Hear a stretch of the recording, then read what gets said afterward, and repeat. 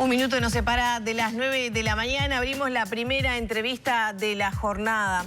Ustedes saben, dimos la triste noticia de la muerte de 10 personas en un incendio en un residencial de 33. ¿Qué controles son obligatorios? ¿Qué pasa con la habilitación de bomberos? Bueno, todo temas que vamos a conversar con el doctor Juan Esparco, vocero directivo de la Asociación de Residenciales del Adulto Mayor, ADERAMA. Bienvenido, Esparco. Buenos días, si es que podemos decir buenos días. Vocero únicamente de la asociación, no, comisión directiva me ha delegado ese cargo. Y bueno, me gustaría decir que es un placer y un gusto estar acá, pero lamentablemente no puedo decirlo. Estamos por 10 víctimas detrás de esto. En las últimas horas se anunciaron medidas por parte de las autoridades del aumento de las inspecciones a nivel nacional y ustedes celebraron esa decisión, piden desde ADERAMA que mejoren los controles. Es muy fácil decir que aumentaron un 130% de las inspecciones, de los inspectores que van a salir a la calle, pero de 6 que había pasaron a 8 más. O sea, vamos a decir números que la gente común y la gente en la casa sepa interpretar. De 6 más 8 ahora. O sea, son 14 inspectores para todo el país. 1.700 residenciales es lo que oficialmente nos está diciendo el gobierno. Pero convengamos algo, nosotros que somos los que estamos detrás del mostrador y nos conocemos entre todos, sabemos que, por ejemplo, Santa Lucía con 20.000 habitantes tiene 80 residenciales.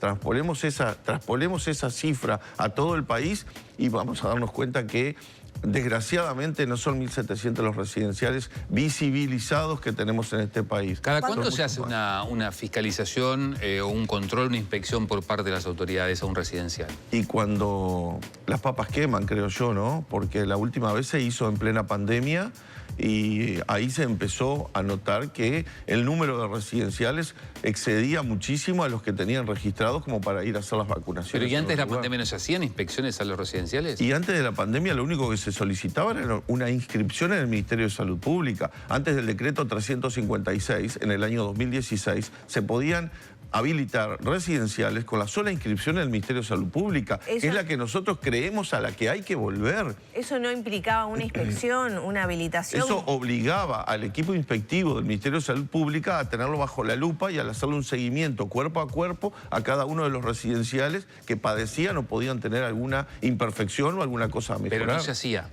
No había gente para hacerlo, no hay gente para hacerlo. 14 personas a nivel de todo el país, o por lo menos van a moverse acá al Montevideo, pero en Montevideo ya hay cerca de 1.500 residenciales desde nuestro punto de vista que habría que seguir ayudando, vigilando, asesorando y educando en el cuidado del adulto mayor. O sea, Esparco, ¿en qué situación están estos adultos mayores que habitan en esos lugares, en esas residencias? ¿Están en el desamparo? ¿Hay lugares que están muy bien cuidados aunque no estén habilitados o no tengan esa inspección por parte del ministerio, de cualquiera de los dos ministerios? Hay que ver quién está detrás de la dirección de ese residencial. Hay gente vocacional en esto. Hay familias enteras que se dedican de lleno al cuidado del adulto mayor y muchas veces lo hacen en mejores condiciones que aquellos de muy alto recurso, que son la mayoría de los que están habilitados en este momento. El 80% de los residenciales de este país son de mediano a bajo recurso. Quiere decir que con 25 o 30 mil pesos tienen que afrontar todos los gastos que hay que erogar mes a mes para poder subsistir y para poder lograr darle bienestar y confort desde el punto de vista ético, moral y por supuesto manteniendo los derechos humanos de cada uno de los residentes a cada adulto mayor. Nosotros creemos y confiamos que en la mayoría de los lugares se está actuando de esa manera. Pero sabemos muy bien que en todo rebaño siempre hay una oveja negra. Entonces, eso es lo que tiene que salir a inspeccionar el Ministerio de Salud Pública. Tutorear, seguir, identificar y, bueno, tomar las medidas pertinentes. ¿Cuáles son los principales problemas a los que se enfrentan hoy por hoy los residenciales? ¿La de cubrir la capacidad de tener funcionarios adecuados para la cantidad de residentes o más bien cuestiones locativas? No hay funcionarios. Estamos permanentemente a la búsqueda de personal adiestrado, personal idóneo, personal es una tarea bastante compleja. Hay que saber de todo un poco para poder sacar adelante. Es mucho más que un ama de casa.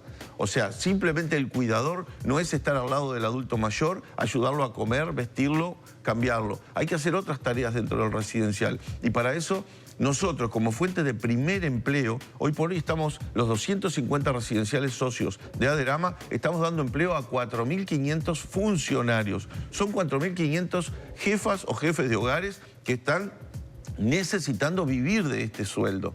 Hoy por hoy el laudo para ellos es 26.145 pesos, que muchas veces ese dinero sabemos que no alcanza, pero ese es el piso. De ahí para arriba, la categoría del residencial obliga a que premie a ese funcionario con un sobresueldo. Presentismo, mayor responsabilidad, etcétera, etcétera, etcétera, que hace por lo menos que a su domicilio todos los meses le puedan entrar entre 25 y 30.000 pesos. O sea, no hay gente que quiera ser cuidador, no hay gente que quiera trabajar en los residenciales por la multiplicidad de tareas que hay que hacer. Y a la prueba está la cantidad de llamados que hemos tenido, tanto del MIDES como del Ministerio de Salud Pública, para instruir a personal para ser cuidadores en residenciales. Si preguntamos cuántos son los que se anotan en el MIDES, día a día, cada vez que ha habido un llamado, nosotros llegamos a la conclusión que no hay voluntad de mejora porque no hay educación en la gente que está al frente del cuidado del adulto mayor en cada uno de los residenciales.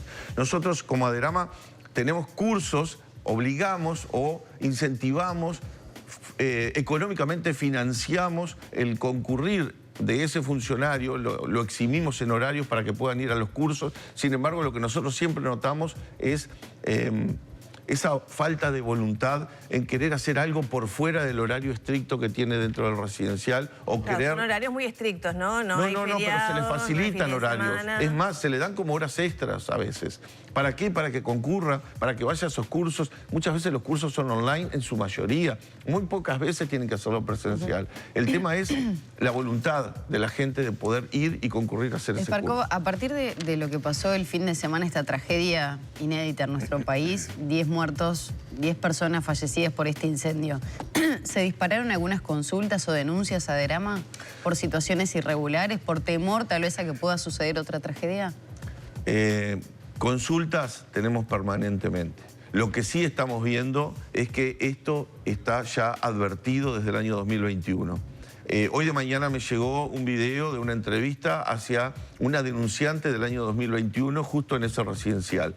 En el 2023, en enero del 2023, el 23 de enero y el 26 de enero, nuestra socia en 33 hizo 3 denuncias, una en el Ministerio de Salud Pública, una en el MIDES y una en el BPS. ¿De ese residencial? De los 11 residenciales que a viva voz se sabía que existían en 33 y que no llegaba la mano del Estado hacia ellos en cuanto a la vigilancia y al tutorial. ¿Pero qué tipo de denuncias concretamente sobre ese residencial? Genéricas, llamémosle. ¿Por qué? Porque son denuncias locativas, denuncias de falta de personal, denuncias de el tipo de alimentación que se le podía dar y de hacinamiento. De ahí en adelante era obligación del Estado el hacerle un seguimiento y llamémosle no tanto del Estado centralizado en Montevideo, llamémosle de la población local. Los directores departamentales de salud pública y los directores del MIDES de 33 eran los que estaban obligados a hacerle el seguimiento. Ahora, eso se contradice con lo que, por ejemplo, ayer el Diario del País publicaba declaraciones de la mayoría de los familiares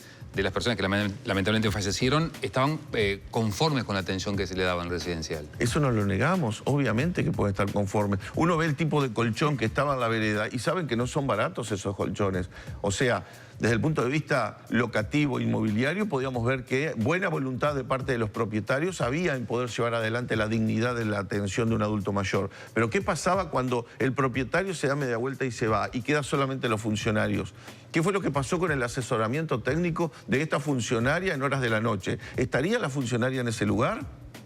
¿Cuáles fueron las medidas que tomó esta funcionaria en el momento de identificar el humo? Sabemos muy bien que el humo empieza por el techo. Al llegar al nivel de la cama, ¿cuánto tiempo pasa? ¿Es obligación tener detectores de humo, por ejemplo, en estos residenciales? Lamentablemente, Bomberos está cambiando permanentemente la normativa y en enero del 2024 obligó a que toda planta física que tenga el manejo de adultos mayores, independientemente del metraje, tiene la obligatoriedad de tener un sensor de humo en cada habitación. Ahora, los costos a los propietarios que ya tenían habilitación de bomberos o que están en vías de hacerlo, se le dispararon a las nubes. ¿Por qué? Porque el detector de humo tiene una centralita, es centralizado. Ya estamos hablando de miles de dólares. De ahí en adelante, eso hay que financiarlo. Eso es lo que le pedimos al Estado. Ese es el asesoramiento que nosotros le pedimos al Estado. Si nosotros seguimos haciendo más de lo mismo como hasta ahora, con el mismo tipo de gente que tenemos al frente de nuestros ministerios, no vamos a lograr cosas diferentes. Nosotros queremos, por favor, que nos escuchen. Queremos seguir cuerpo a cuerpo con el Estado para cubrir esas necesidades que el Estado no nos puede brindar a los adultos mayores que están desamparados. ¿Qué porcentaje de los residenciales tienen habilitación de bomberos?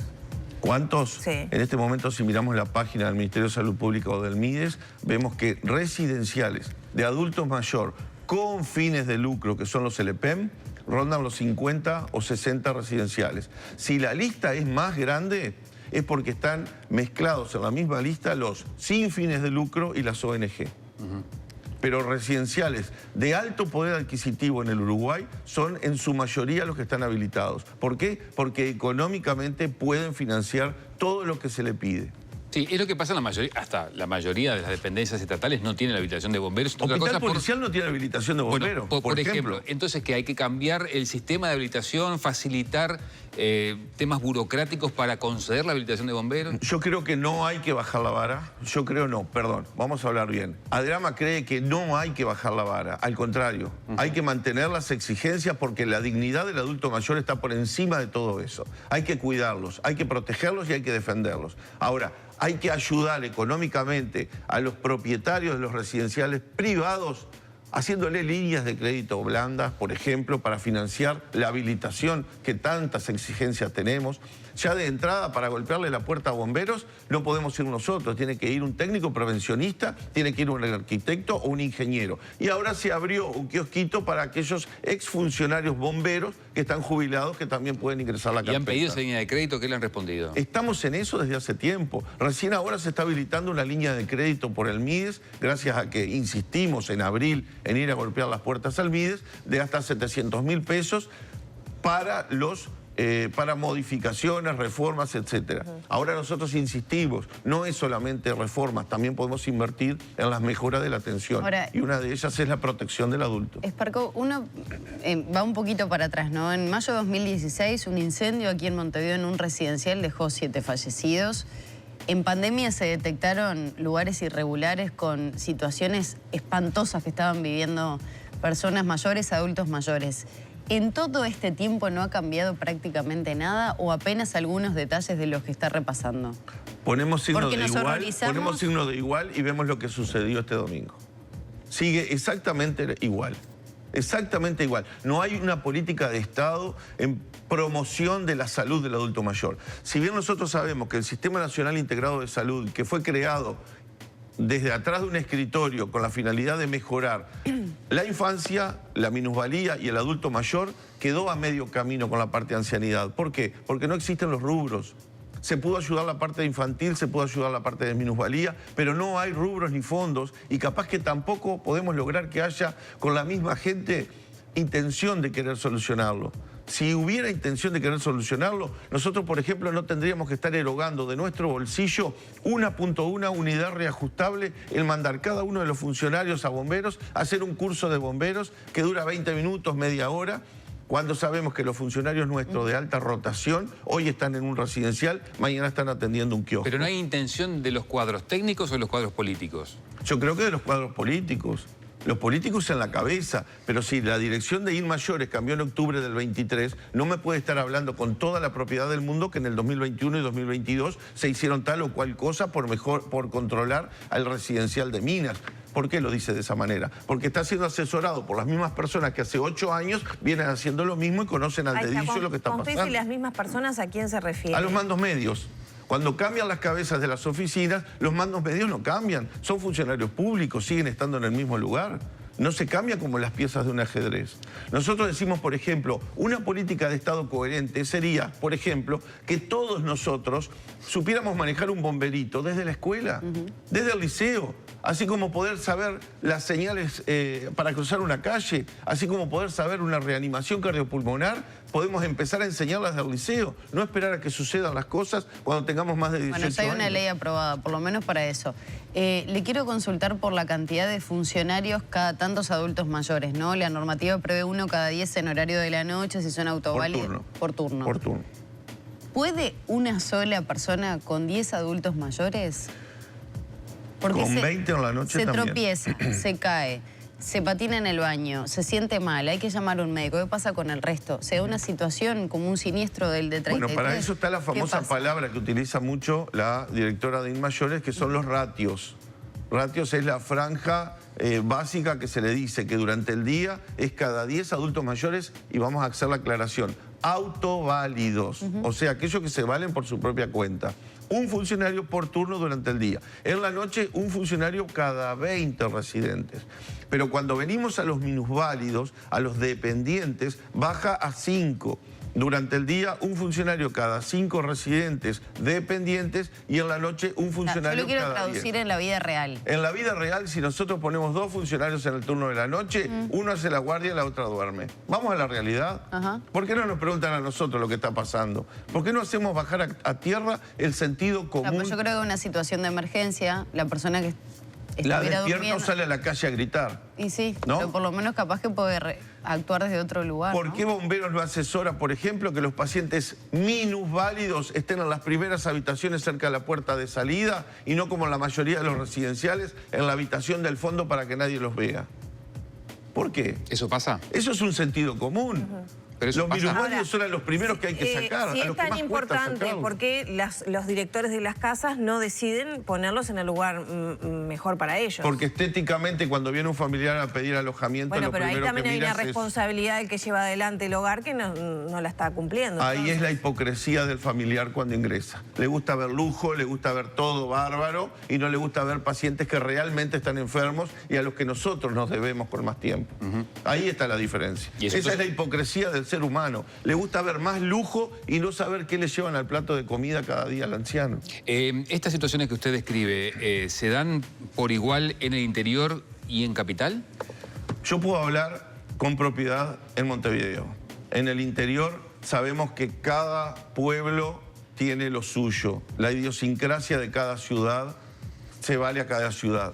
Puedo hablar tal vez de Fraiventos, porque soy de Fraiventos y porque estuve un año al frente del residencial, del hogar de ancianos de Fraiventos, pero puedo hablarle con propiedad de los residenciales en el Uruguay. Lo que sí sabemos es por las redes nuestras, 250 propietarios permanentemente están en contacto con el WhatsApp de Aderama, permanentemente están llegando consultas, estamos viendo el tipo de consultas que hay por el lado del interior y estamos viendo también lo agradecido que están los familiares porque estamos saliendo hoy a la prensa a denunciar estas cosas, a denunciar estas irregularidades de la falta de apoyo que tenemos del Estado, de las faltas de políticas de Estado que realmente hablen de una vez por todas, que tienen la voluntad de solucionar los problemas del adulto mayor en este país. Le están llegando muchos mensajes, veo. ¿Usted cree que va a haber un antes y un después de este episodio? ¿Y necesitamos que pasen estas cosas para hacerlo? Yo creo que no.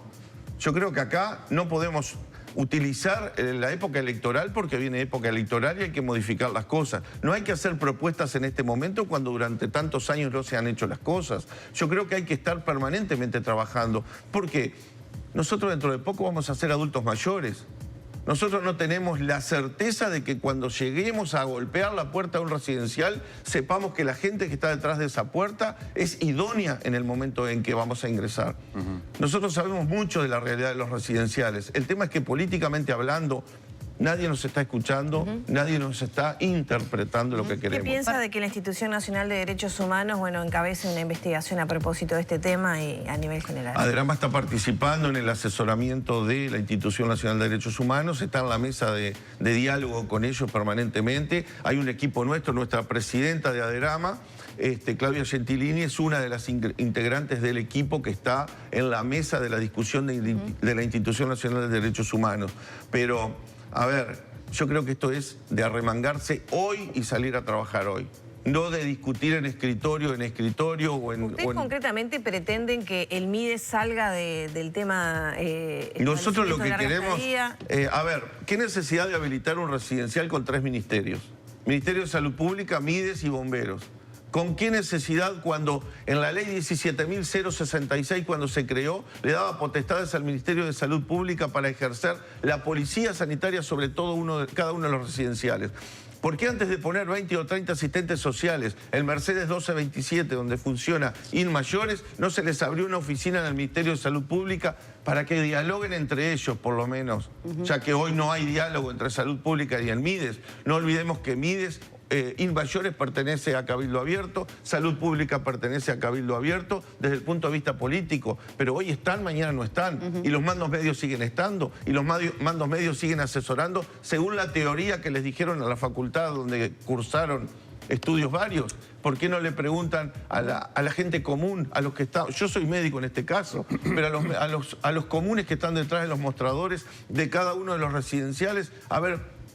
¿Qué se hace? ¿Qué podemos hacer? Escuchen y opinen. ¿Qué le diría a una familia que está en una situación, bueno, justo después de esta tragedia, intentando localizar un buen residencial? ¿A qué tiene que estar atento? ¿Qué tiene que mirar? ¿Qué tiene que analizar? Aderama está permanentemente asesorando a cada uno de los familiares que por medio de la página de internet que tenemos, inforesidenciales.com.uy, tenemos la lista de todos los residenciales que Aderama insiste que trabajen en una forma ética, decorosa y por el bien del adulto mayor. Aderama.org.uy es la página nuestra y no olviden que nosotros somos privados. Nosotros vamos a asesorar siempre desde el punto de vista ético, pero no se olviden que también detrás hay un propietario inversor que está defendiendo día a día que los números le den para llegar a fin de mes. Bien. Pero siempre tratamos de hacer... ¿Y en esa línea cuánto es el costo promedio? Porque hay muy caros y por lo menos el piso para tener una referencia también, porque a veces hablamos residenciales de 90.000 pesos y nos horrorizamos, pero a veces están cubiertos todos los servicios, todas las comidas, todas las atenciones médicas. ¿Qué podemos hablar de un residencial que obligatoriamente tiene que recibir un adulto mayor de 25.000 pesos de cuota, 30.000 pesos de cuota, cuando sabemos que el sueldo base es 26.150 pesos? ¿Cuántos adultos mayores tiene que tener para poder cubrir solamente el sueldo? Son 10. De ahí en adelante, 12, 14 o 16, empieza a nivelar la balanza. Si nosotros decimos, y Aderama ya lo hizo, cuál es el costo básico para poder tener el funcionamiento de un residencial con por lo menos 14 camas ocupadas, la cifra ronda los 40.000 pesos. Hoy por hoy el cupo cama de BPS o de MIDES anda cercano a los 43.000 pesos. Por algo es, porque sabe que con ese costo, por lo general, las necesidades básicas del diario vivir están cubiertas con esa cifra. En el minuto final, Fabricio, yo le quiero preguntar, esto seguramente es una opinión personal suya, pero quisiera saberla, porque han pasado todos los gobiernos de todas las tendencias políticas, y el sistema de cuidados para el adulto mayor, la tercera edad, los ancianos, siempre ha tenido dificultades. ¿Por qué pasa eso? ¿A qué atribuyen ustedes que no se le haya hincado el diente en todo este tiempo a este asunto? Muchos caciques y pocos indios. Eso es en el lunfardo uruguayo que se podría decir. Hay muchas oficinas y poca gente que salga a la calle. Acá tenemos que tener más gente en la calle, más gente convocando a la educación. Las asistentes sociales que el decreto nos obliga a contratar y tener trabajando obligatoriamente 20 horas dentro de un residencial, ¿qué pueden hacer denunciando un patrón que le está pagando el sueldo? No, señores, las asistentes sociales tienen que ser del Estado, que salgan a inspeccionar a esos residenciales, a educar a esos funcionarios que no quieren concurrir porque no tienen tiempo, porque tienen que volver a su domicilio, a atender a sus hijos o a hacer su casa, y no disponen de tiempo de ir a hacer esos cursos, que faciliten esos cursos. Los cursos de bomberos se pueden hacer con 20 minutos de un video de YouTube. Es simplemente a enseñarles cómo sacarle el seguro a un bomberito, cómo apagar la base de una llama. ¿Y por qué tenemos que estar pagando una unidad reajustable sabiendo que ese funcionario no lo vamos a tener? Me parece que falta voluntad política y mucho más falta sentido común. Y no tratar de mantener ese tornillo que los mantiene a las personas en los sillones y esperar de un gobierno a otro que la cosa siga en las mismas condiciones. Acá hay que dar vuelta a la página, pero drásticamente. Hay que cambiar las cabezas que en estos momentos están pensando erróneamente en algo que está haciendo exactamente lo mismo durante 8 años. Parco, muchas gracias por Gracias estos minutos. a ustedes y discúlpenme que estoy tan... Bueno, no sé, poseído por este tema. Las pero bueno. circunstancias son 10 complicadas vidas. también. Son Muchas 10 gracias. vidas. Gracias a Muchas gracias por ustedes. estos minutos.